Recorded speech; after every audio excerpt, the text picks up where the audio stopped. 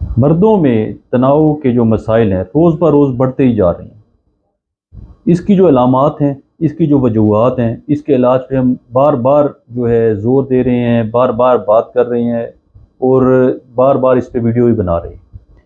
आज हम बात कर लेते हैं कि जो तनाव के मसाइल हैं इनकी अलामात क्या हैं, कैसे पता चलेगा कोई शख्स जो है वो मर्दाना कमज़ोरी में मुब्तला हो रहा है, और इसके इलाज के बारे में कुछ बात कर लेंगे। थोड़ी हम बात कर लेंगे कि ये जो सुकड़ना है, नफ्स का सुकड़ जाना, इस मर्ज़ के बारे में हम बात कर लेंगे कि नफ्स का सुकड़ जाना जो है ये क्या ये वाकई नफ्स जो है सुकड़ता है? अगर सुकड़ता है तो इसका कोई इलाज भी मौजूद है या नहीं, इस पे भी हम बात कर लेंगे। पहले भी काफ़ी बात कर चुके हैं, लेकिन बार बार करनी पड़ती है ताकि बात जो है लोगों को समझ में आ जाए। अभी भी लोगों का ख्याल है कि शायद ये नफ्स का जो सुकड़ना है, जवान लोगों का ख़ुसूसन ख्याल है, जिनकी होशियारी जो है पूरी है, वो समझते हैं कि जैसे ये सुकड़ ही नहीं सकता। बहुत से लोगों का ख्याल है, लेकिन उनको ये नहीं पता कि हकीकत में नफ्स जो है वो सिकुड़ जाता है, और शायद 70% लोगों का सिकुड़ जाता है। और ये तो तब पता चलता है जब किसी का नफ्स सिकुड़ जाता है, तब उसको पता लगता है कि वाकई जी भाई नफ्स सिकुड़ भी जाता है। इस पे आज हम बात कर लेंगे। पहले मैं अपना तारुफ करवा देता हूँ।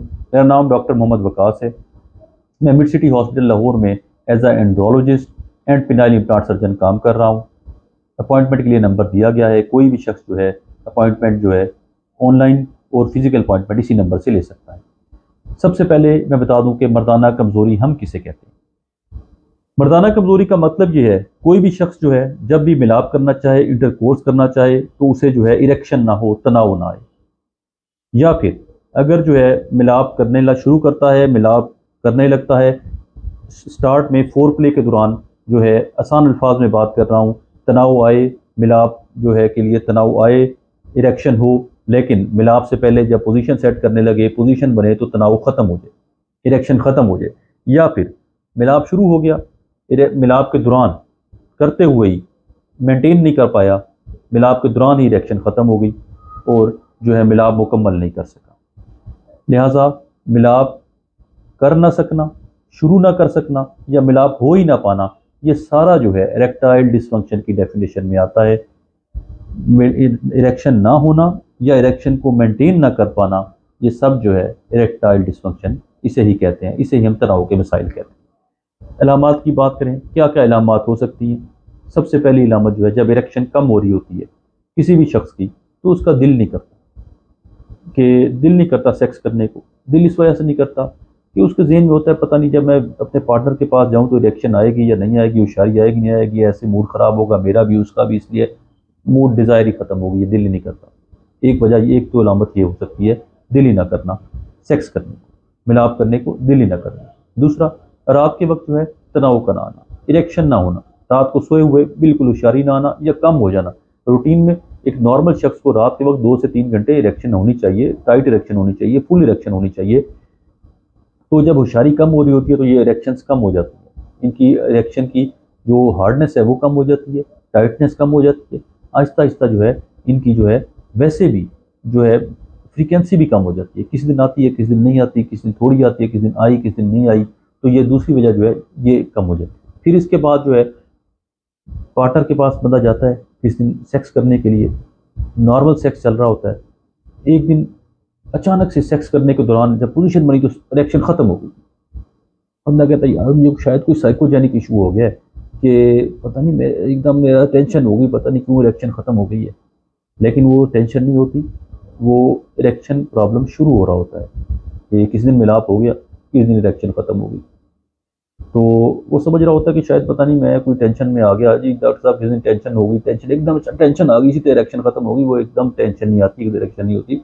ये एक दफ़ा हुआ, फिर महीने बाद दोबारा हुआ, तीसरे महीने बाद दोबारा हुआ, तो ये उस टाइम इरेक्शन का प्रॉब्लम जो है शुरू हो रहा होता है। फिर कभी कभी इरेक्शन करते करते, सेक्स करते करते एकदम से इरेक्शन ख़त्म हो गई, तो ये एक जो है ये भी अलामत है, ये भी स्टार्टिंग है जो इरेक्टाइल डिसफंक्शन की। तो ये भी एक बड़ी वजह है। फिर जब आहिस्ता आहिस्ता ये अलामत जो है बढ़ती जाती हैं, जब ज़्यादा देर इरेक्शन नहीं आती, ज़्यादा देर, फिर वो आहिस्ता आहिस्ता मिलाप से फिर क्या होता है कि हफ्ता हफ्ता जो है इरेक्शन नहीं होती, हफ्ते बाद इंटरकोर्स होता है। पेशेंट एक दिन मिलाप कर पाता है, अगर उससे कहेंगे यार अगर आप एक दिन सेक्स कर लेते हो, दूसरे दिन सेक्स कर लेते हो, नहीं डॉक्टर साहब दूसरे दिन तो होशियारी नहीं आती।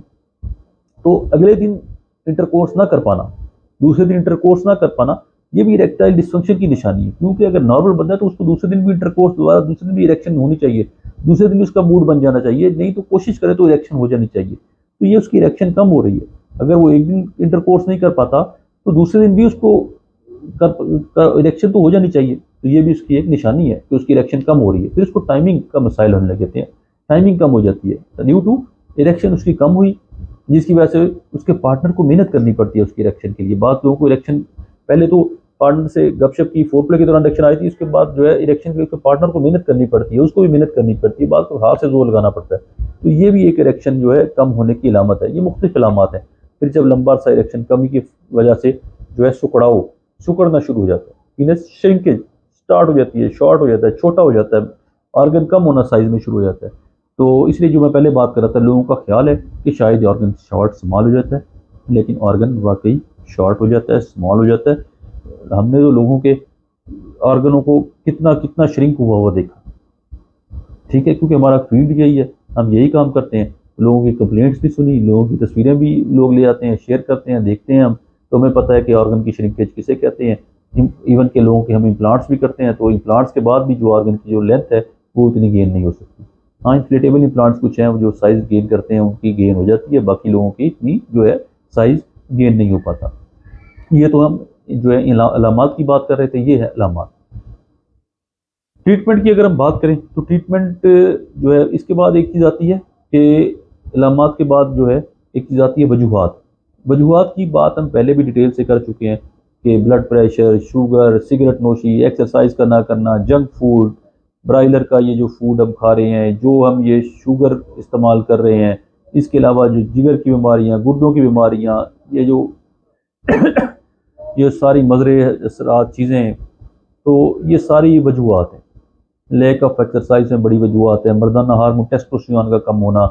तो एक लंबी लिस्ट है जो हम जो है हमें एक लंबी लिस्ट है जो वजूहात की। ये तो एक वजूहात पे वीडियो नहीं थी, लेकिन एक मैंने जस्ट एक जो है वजूहात पे बात कर ली, ठीक है। ये हैं वजूहात जो कि हमें हो सकती हैं। इसके अलावा ट्रीटमेंट की बात करें तो ट्रीटमेंट बिल्कुल मौजूद है। ट्रीटमेंट हम स्टार्ट करते हैं, इसमें खाने वाली दवाइयाँ भी मौजूद हैं। बाज़ बात वो लोग जो कि कम मसला मसाइल में मुब्तला होते हैं, उनको ये PD5 इनिबिटर्स खाने वाली दवाइयाँ हैं।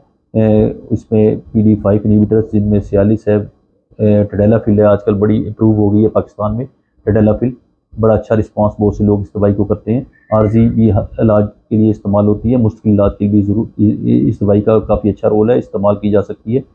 इसके अलावा इंजेक्शन थेरापी है, इंट्राक्रोनोजल इंजेक्शन। मेरा एक बड़ा अच्छा जो है, मैंने इंट्राक्रोनोजल इंजेक्शन पे एक उसका मैं रिस्पांस भी दिखाऊंगा इंट्राक्रोनोजल इंजेक्शंस का। मैं बल्कि यहाँ पे मुझे याद आ गया, मैंने एक इंट्राक्रोनोजल इंजेक्शन पे एक जो है क्लिप शेयर किया हुआ है, वो मैंने लगाते हुए शेयर किया। मैं इंट्राक्रोनोजल इंजेक्शन लगा के एक रिस्पांस भी शेयर करूंगा कि इंट्राक्रोनोजल इंजेक्शन के बाद लोगों को रिस्पांस कैसा आता है, इरेक्शन कैसी होती है, ठीक है।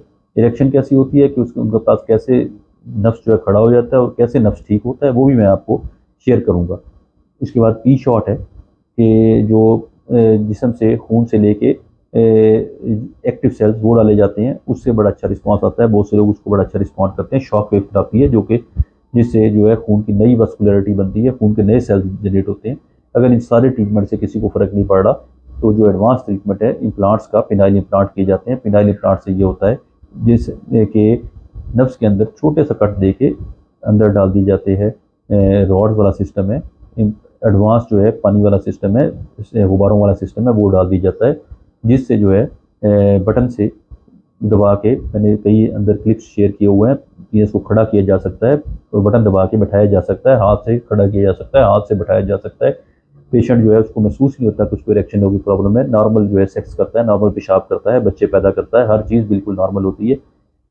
अगर कोई शख्स मर्दाना कमज़ोरी, मर्दाना बाँझपन में मुब्तला है, सुखड़ाव का मसला है, कोई अपना इलाज करवाना चाहता है, तो उसे चाहिए कि किसी भी एंडोलॉजिस्ट से, पिनाइल इम्प्लांट सर्जन से रब्ता करे। ऑनलाइन अपॉइंटमेंट का नंबर भी दिया गया है। फिजिकली भी चेक करवाना चाहता है तो इसी नंबर पर रब्ता करके अपॉइंटमेंट